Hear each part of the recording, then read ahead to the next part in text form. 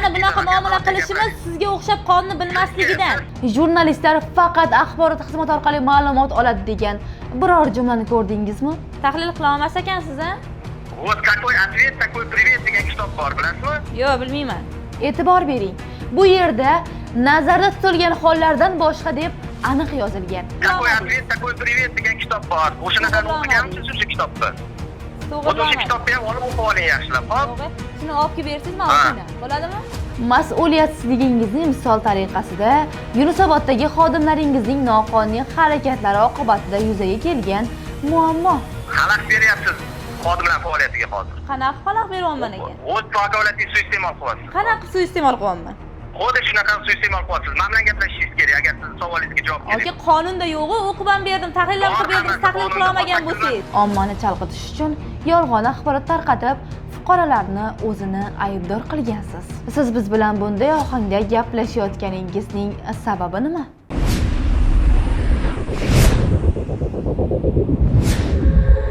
Bugungi videomiz Ichki ishlar vazirligi matbuot xizmati xodimi Shohrux G'iyosovga bag'ishlanadi. Assalomu alaykum.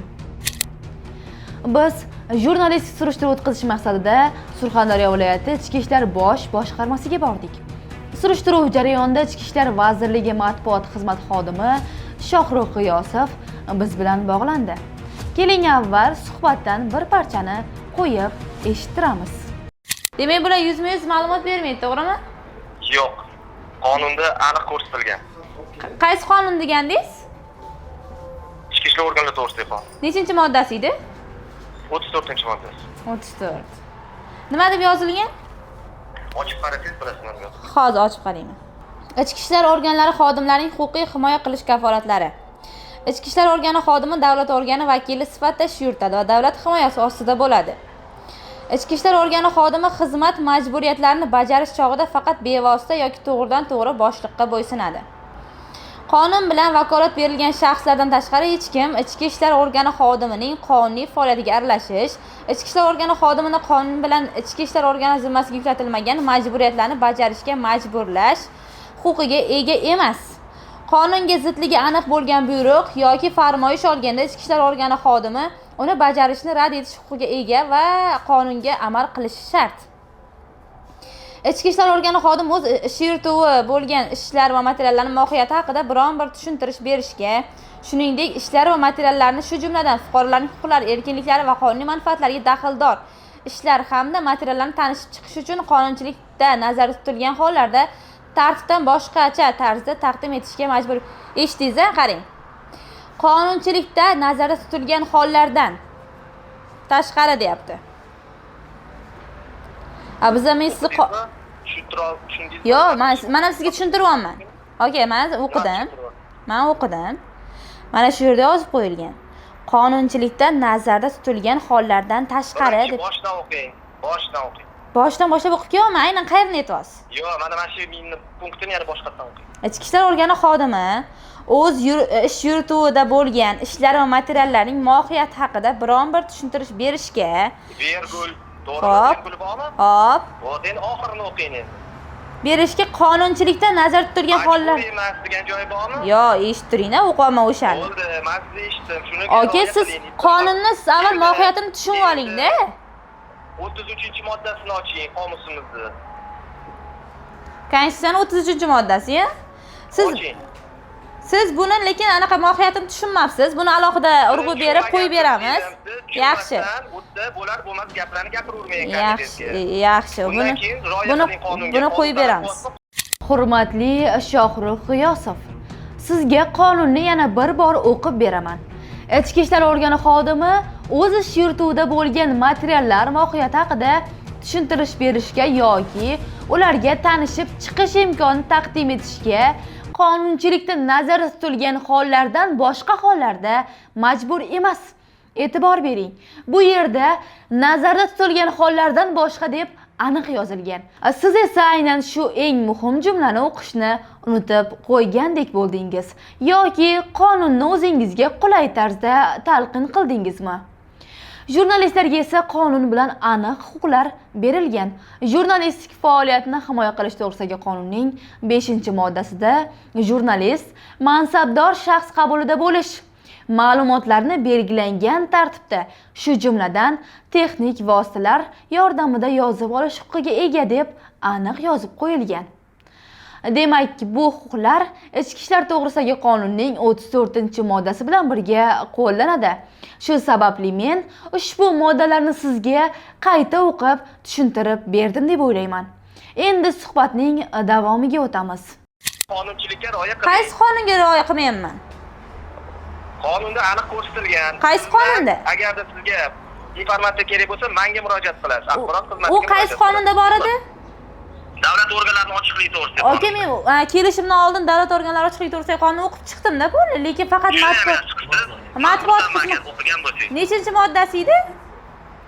8-moddasini oching. Hozir birinchi va Konstitutsiyaning 33-moddasini o'qib bering, bo'ladimi? O'qing. Har kim fikrlash, so'z va e'tiqod erkinligi huquqiga ega. Har kim istalgan axborotni izlash, olish va tarqatish huquqiga ega. Davlat buni o'z yetingiz o'qib berdi. Davlat internet jahon axborot tarmog'idan foydalanishni ta'minlash uchun shart-sharoitlar yaratadi. Axborotni izlash, sharoit yaratib beryapman. Maylimi gapiryapsan?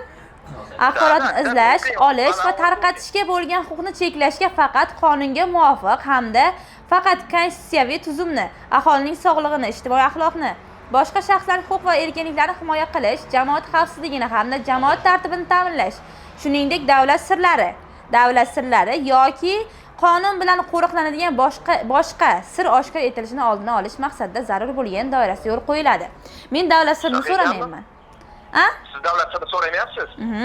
Qonunda belgilangan ekanmi? Cheklanishi mumkin ekanmi informatsiya? Xo'p, qaysi informatsiyani cheklayapsiz? Bo'ldi, shuning uchun siz menga murojaat qilasiz. Nima savolingiz bo'lsa, siz ommaviy axborot vositasi vakili sifatida axborot xizmatlari bilan ishlaysiz. Qayerda yozilgan? Xo'p, qarang. Davlat sabab qonunga bo'ysunasizmi? Vot, siz ham qonunga bo'ysuning. Xo'p, bo'ysunam. 8-modda dedingizmi? Nima savolingiz bo'lsa, menga savol berasiz. 8-modda dedingizmi aka? Savolingizni menga berasiz. Beryapman mana. 8-modda dedingizmi?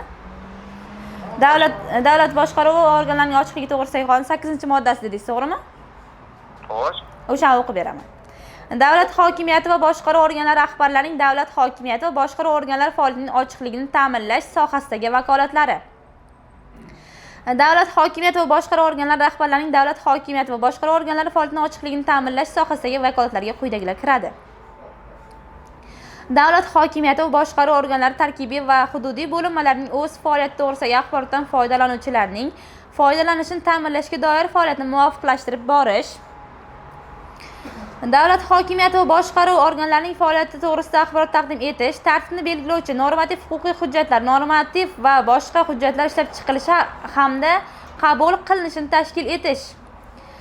Davlat hokimiyati va boshqaruv organlari faoliyatining ochiqligini ta'minlash bo'yicha o'tkazilayotgan tadbirlar monitoring qilinishi hamda doimiy ravishda kompleks baholanishini tashkil etish.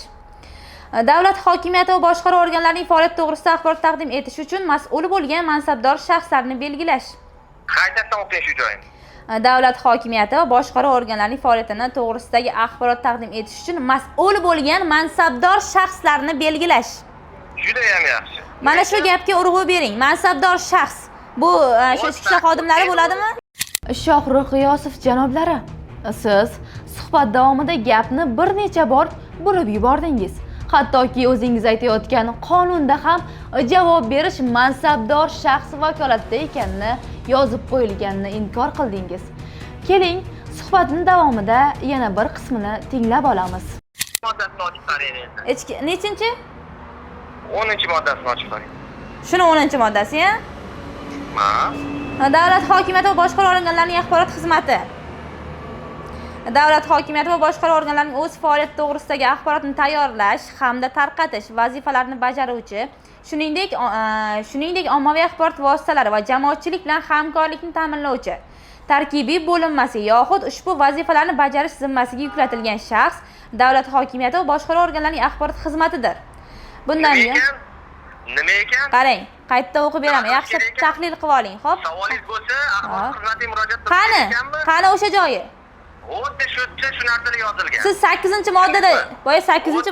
Agarda sizni savolingizga javob kerak bo'lsa, axborot xizmatlariga murojaat qiling. Qani o'sha joyi aka men? Ularni siz bilan gaplashishga majburiyati yo'q. Bor. Kim bo'ling sizlar u anaqani suiiste'mol qilyapsiz hozir. Nimani? Ommaviy axborot vositalari to'g'risidagi qonun. Qanday suiiste'mol qilyapman? Вот так вот. Tergovga oid material yozishga haqqingiz yo'q ekanmi? Qanaqa tergovga oid? Nimaga keldingiz bo'lmasa? Biz hali shu tergov ketyaptimi, yo'q shuni so'rash uchun kelgandik. Agar tergov qarang aka. Qarang aka. Qayerda yozilgan? Qonunda yo'q u joyi. Qonunda yo'q u joyi. Axborot xizmati vakilidan. Qonunda yo'q u joy. Hozir o'qib ham berdim. Mana qonunni o'qib turibsiz hozir. Tushunmadingizmi? Yo'q, siz tahlil qila olmayapsizmi aka? Qaytadan o'qing yana bir marta. Qayta o'qib berdim. Keyingi masalaga o'tamiz. Siz meni o'sha paytda eshitmaganingiz uchun men yana bir bor sizga quyidagi modda mazmunini o'qib tahlil qilib beraman. Davlat hokimiyati va boshqaruv organlarining ochiqligi to'g'risidagi qonunning 10-moddasi. Axborot xizmati.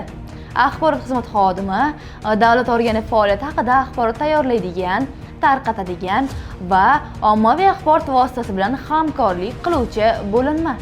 Savol: ushbu moddada jurnalistlar faqat axborot xizmati orqali ma'lumot oladi degan biror jumlani ko'rdingizmi? Albatta yo'q.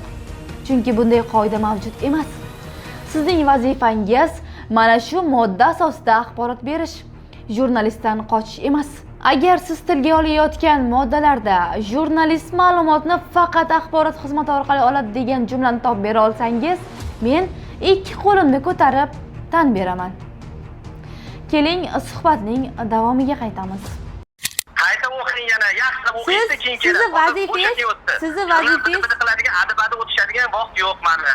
Tushundingizmi? Savolingiz bo'lsa savolingizni bering. Beryapman savolimni. Siz javob bera olmayapsiz. Bering savolingizni. Nima ekan savolingiz? Eshityapman savolingizni. Siz boya aytdingiz, siz jurnalistmisiz, vakilisiz. Vakilsiz. Qachon o'qishingizni bitirsangiz, undan keyin men jurnalist. Qayerda yozib qo'ygan? Sharmanda qilmang. Qayerda yozib? Ommaviy axborot vakilisiz, bo'ldi. Qayerda yozib? Qarang aka. Qayerda yozib qo'ygan? Faqat xuddi shunaqa olib o'qisangiz shunaqa bo'ladi. Qayerda yozib qo'ygan? Qayerda yozilgan? Udostreniyingizni ochib o'qing, nima yozilgan udostreniyingiz? Maxsus muxbir deb yozilgan. Bo'ldi. Jurnalist deb yozilgan ekanmi? Muxbir kim? Bo'ldi. Muxbir kim? Vakili muxbir. Muxbir jurnalistga kirmaydimi? Hop, mayli jurnalist bo'libdi. 5 yilga oldinga o'tdik, o'qishni bitirdingiz ham. Jurnalist bo'ldingiz ham. Nima savolingiz bor menga? Gapiring. Chiqsin. Sizga savolim yo'q aka meni. Bo'ldi, nima qildingiz kelib bu yoqqa bo'lmasa? Boring, bemalol. Toshingni ter degan kitob o'qiganmisiz? Yo'q. Ha? Shohrux G'iyosovman dedingiz, a? Xuddi shunday. O'sha kitoblarni o'qiysiz-da, keyin safar kelasiz yana, xo'p? Yo'q. Savolingiz bo'lsa menga berasiz. Xodimlar bilan gaplashing. Qonni juda yaxshi bilar ekansiz, qonni qayerda o'rgangansiz? Allo. Labi. Qonni qayerda o'rgangansiz, aka? Kerakli joyda o'rganganman qonunni. Shuning uchun keyin safar tahlil qila olmas ekansiz. Mana qiling. Birinchidan muomalangizni to'g'rilang. Men muomalamni to'g'irladim, siz to'g'irlamadingiz. Такой привет degan kitob bor. O'shanaqa o'qiganmisiz o'sha kitobni? O'sha kitobni ham olib o'qib oling yaxshilab, xo'p? Yo'q, shuni olib kelib bersangiz, men o'qiyman. Bo'ladimi? Ha, bo'ldi. Kelsangiz men sizga taqdim qilaman. Bo'ldi, qayerda ko'rishamiz? Toshkentga keling, gaplashamiz. Boraymi Ichki ishlar vazirligiga? O'shda ko'rishamizmi? Menga kelib telefon qilsangiz, men o'zim sizni topib olaman. Bo'ldi, yaxshi, aka. O'shda ko'rishamiz. Bo'ldi, hozir xodimlarning faoliyatiga xalaqit bermang. Yo'q, qanaqa faoliyatiga xalaqit beryapman ekan? Xalaqit beryapsiz xodimlar faoliyatiga hozir. Qanaqa xalaqit beryapman ekan? O'z vakolatiningizni suiiste'mol qilyapsiz. Qanaqa suiiste'mol qilyapman? Xuddi shunaqa suiiste'mol qilyapsiz. Men bilan gaplashishingiz kerak agar siz savolingizga javob kerak. Aka, qonunda yo'q-ku, o'qib ham berdim, tahlil qilib berdim, tahlil qila olmagan bo'lsangiz. Yana bir marta o'qing. Yana o'qing. Aka, siz tahlil qilib oling, u qonunda xo'p, so'zma-so'z. Nima yozilganligini menga murojaat qilasiz. Qayerda yozilgan? Tushuntira oldimmi? O'sha hozir o'qigan hamma qonunda shu narsa yozilgan. Aka, tahlil qila olmas ekansiz, siz. Nima ekan? Tahlil qila olmas ekansiz, a? Вот какой ответ, такой привет degan kitob bor, bilasizmi? Yo'q, bilmayman. Вот o'shani o'qib oling. O'shanda yozilgan shu narsa. Nimaga men o'qib olishim kerak? Siz qonunni o'rganib oling, a? Sizga kerak bo'lgani uchun o'qiysiz. Siz qonunni o'rganib oling. Bo'ldi, boshqa siz bilan vaqtim yo'q meni adab qilishga, shuning uchun. Sizni vazifangiz nima o'zi? Agar savolingiz bo'lmasa, sizni vazifangiz bermay xodimlar. Sizga savolim. Aka, sizga savolim. Fuqarolar bilan ishlashadi. Men kimman? Nima kimman? Mana men bilan gaplashasiz kim bo'lsangiz ham. Ha, nimaga? Tushundingizmi? Nimaga? Hozir mana o'qidingiz 2 soat, nimani o'qidingiz? Aka, sizga tahrir ham qilib berdim. Siz tushuna olmayapsiz. Siz tushuna olmayapsiz. Tushunmagan bo'lsangiz. Siz tushuna olmayapsiz. Yana o'qiysiz tushunmagan bo'lsangiz. Tushundingizmi? Aka, siz tushuna olmayapsiz. Men sizga tahrir ham qilib berdim. Yo'q, siz tushunmayapsiz. Borib u hamma joyda Aka, sizning funksional vazifangiz nima, aka? Men juda yaxshi bilaman funksional vazifam nimaligini. Siz ham yaxshilab o'qib oling o'zingizni vazifalaringizni. Majburiyatingizni o'qib oling yaxshi. Sizni funksional vazifangiz qilasiz, menga savol berasiz, men sizga savolingizga javob beraman qonunda o'rnatilgan tartibda. Xo'p, aka, eshitishni ham bilasizmi? Ishingizga omad. Javob bera olmayapsizmi? Kim javob bera olmayapti? Sizni funksional vazifangiz nima? Men juda sizga hozir atchot beraymi? Funksional vazifammi? Bo'ldi, kelasiz, men sizga atchotni ham beraman. Gaplashib ham qo'yamiz siz bilan. Yo'q-e. Tushundingizmi? Bidirlamang boshqa unaqa xodimlarga, boshqalarga, o'zidan katta odamlarga o'tda sakrab, boshqa qilib jurnalistlarni men sakramayman. Men boshqalarning faoliyatini sharmanda qilgan keyin tafa. Kim sharmanda qildi? Biz hamma tugayali yuribdi-man. Haligi ommaviy axborot vositasi vakiliman deyishga siz dastingizdan. Yo'q-e. Ha, xuddi shunaqa. Bu aka, bizlarni bunaqa muomala qilishimiz sizga o'xshab qonni bilmasligidan. Qanaqa muomala qilyapsiz? Какой ответ, такой привет. Tushundingizmi? Nima? Siz davlat xodimisiz. Fuqaroga umuman bunaqa muomala qilish haqqingiz yo'q. Men fuqaro bilan gaplashyaptganim yo'q, ommaviy axborot vositasi vakili bilan gaplashyapman. Hop, u kim bo'ladi? U kim bo'ladi? Qonuniy talabangizni bajaring, qonuniy vazifangizni bajaring. Qanaqa meni vazifam? Hozir o'shanaqa so'rovmi? Bo'yicha so'rov kiriting, so'rovingizga javob olasiz. Aynan so'rov kiritsin degan joyi yo'q. Men shunaqa so'rov qarang aka, jurnalist faoliyatini himoya qilish to'g'risidagi qonun 5-moddasini o'qib oling. Kim xalaqit beryapti? Bo'ldi, давайте. Bering trubkangizni, o'zingiz trubkangiz telefoningizmi bu xodim trubkasini bering. Xodimniki. Sog' bo'ling. Bo'ldi, qaytarib bering. Salomat bo'ling. Shohrux G'iyosov, siz suhbat davomida qayta o'qishni tugatmagansiz, jurnalist emassiz degan gaplarni takrorladingiz. Sizga bitta savol. Jurnalist kim? Qaysi qonunda jurnalist bo'lish uchun albatta diplom bo'lishi shart deb yozilgan? Hech qaysi qonunda bunday talab yo'q. Hozirda men o'zjo'ku talabasiman. Talabalar ishlashga haqli. Ular 5 yil o'qib, diplom olib, ishsiz yurishi shart emas. Yoki sizningcha ba'zi bir qo'sh tirnoq ichidagi jurnalistlar kabi sizlarning kamchiliklaringizni tanqid qilmasdan paxta qo'yishim kerakmi? Bu savollarimga albatta rasmiy javob berasiz degan umiddaman. Ichki ishlar vazirligi matbuot xizmati xodimi Shohrux G'iyosov, siz biz bilan bunday ohangda gaplashayotganingizning sababi nima? Jurnalist sifatida haqiqatni talab qilayotganim uchunmi? Ichki ishlar xodimlari qonunni to'liq bilmasligini ko'rsatib qo'yayotganim uchunmi?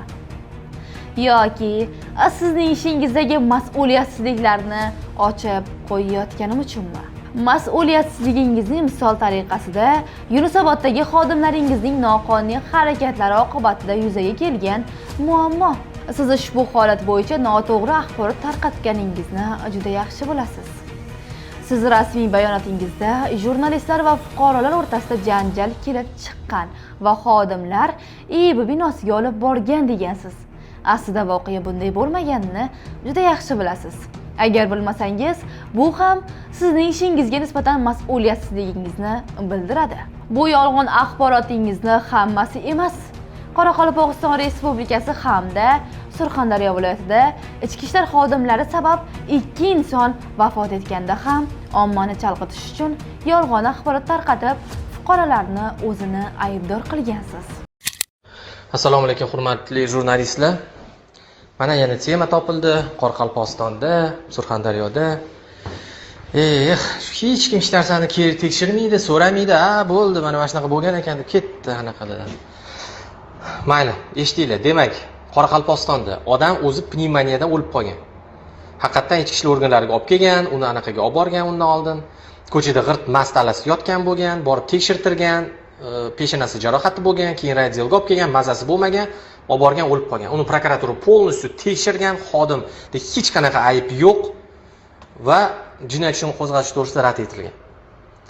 To'shda hozir tekshirilyapti, qaytib endi onasi yana yozgan, shu onasimi, anaqasi yana zaявление qilgan, shu ichki ishlar organlari urdi, o'shanga yana prokuratura tekshiryapti. Bu Qoraqalpog'istonlik holat bo'yicha. Endi Denovdagi holat bo'yicha. Denovdagi ham g'irt xudo urgan, undan oldin ubiystvo bilan sudlangan odam. Uyda ham hech kimga tinchlik bermaydi, janjal vechniy, o'zi ham undan oldin qattiq kalta yegan, nima bo'lgan, borib xodimlar uni olib kelgan. yo'lda ham u qarshilik ko'rsatganda keyin nima qilsin, kuch ishlatadi deb bizanikilar. Keyin undan keyin uni qo'yib yuborishgan hali. U Xudo biladi qayerda yurgan, nima bo'lgan, haqiqatan jarohatlardan o'lgan. Lekin qayerda jarohat olgan, nima qilgan, больницаga olib ketayotgan paytda, oxirgi paytda aytgani, "Men militsiya urdi" deganman. O'lishdan oldin. Shuning uchun mana hozir ikkita yosh bolam, bittasi 97-yil bola, bittasi 2003-yil bola. Profilaktika inspektorining yordamchilari. Mana ikkalovi ham endi juvonmay bo'lib ketdi bu. Xudo urganning orqasidan. Hammasi mas, bir anaqa. Shuning uchun bir narsa gapirishdan oldin, bir narsa yozishdan oldin til bilan chopmaylik, iltimos. Bunda ozgina surishtirib ko'ringlar, menga chiqinglar, so'ranglar, menda men sizlarga tushuntirib beraman, nima holat bo'lgan, nima qo'ygan u yerda. Bu umumiy sizlar xulosa qilishingiz uchun, bu hech qanaqa rasmiy anaqa emas, rasmiyni beramiz, qayerda kerak bo'lsa. Biz siz bergan yolg'on axborotlardan so'ng qanday qilib sizdan yana ma'lumot so'raymiz? Sizning qanday javob berishingizni juda yaxshi bilamiz. Keling, sizga yuborgan so'rovimiz va sizning javob xatlaringizni yana bir bor aytib o'taman, agarda esingizdan chiqqan bo'lsa. Mana bu so'rovimizda sizdan murojaatchining murojaatiga ko'ra tergovchining harakatlari bo'yicha ma'lumot so'raganmiz. Siz bo'lsa ikki qator qilib ushbu ma'lumotlarni bizning veb-saytlarimizda kuzatishingiz mumkin deb javob bergansiz. Lekin bilamizki, saytlarda tergovchining harakatlari haqida ma'lumot bermaysizlar. Saytlaringizda faqat yurtimizda olib borilayotgan izchil islohotlar natijasi haqida yoritib borasiz. Shohrux G'iyosov, siz menga aytgan har bir moddada aslida o'z fikringizga qarshi chiqadi. Siz buni tushundingiz degan umiddaman. Endi esa savol. Siz ushbu suhbat orqali prezident siyosatiga qarshi ekanligingizni isbotlamoqchi bo'ldingizmi yoki alam ustida nima deyotganingizni o'zingiz ham tushunmay qoldingizmi? Chunki davlatimiz rahbari doimo ochiqlik, shaffoflik, fuqaroga xizmat qilish haqida ta'kidlaydi. Sizning gaplaringiz esa aksincha yopiqlik va rad etish siyosatini eslatadi. Siz Konstitutsiya, ichki ishlar organlari to'g'risidagi qonun va ommaviy axborot vositasi to'g'risidagi qonunlarga qarshimisiz? Bu holatlarga baho berish xalqqa havola. Farg'ona vodiysidan kelayotgan kishi esa 8 ta ana shunday postga duch keladi. Mana Farg'onadan. Toshkentdan o'tasiz bitta post, tepadan o'tasiz ikkita post.